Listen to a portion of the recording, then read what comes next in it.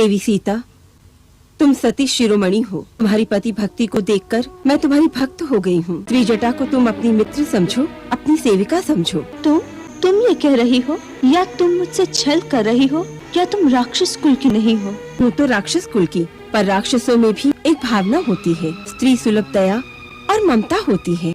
मेरी अनुनय को स्वीकार करो, थोड़ा खा लो। मुझे कुछ नहीं खाना।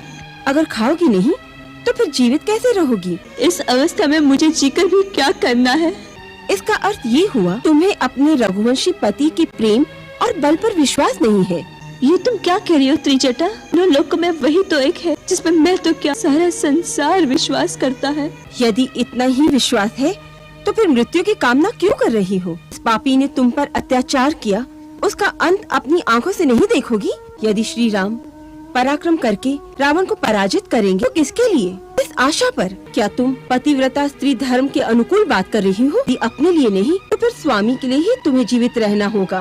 लेकिन मैं इस पापी प्रदेश का अन्न ग्रहण नहीं कर सकती। मेरे पति केवल कंदमूल और फल खाते हैं। मैं तुम्हारे लिए सात्विक कंदमूल का आहार लेकर आऊंगी। कहाँ से? लंका में भी कुछ सात्विक लोग हैं, विभीषण जैसे नीतिवान। मैं वहाँ से तपस्वियों का आहार लेकर आऊंगी पुत्री।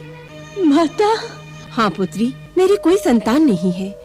तेरी जैसी आदर्श पुत्री को पाकर आज मैं धन्य हो गई हूँ। माँ।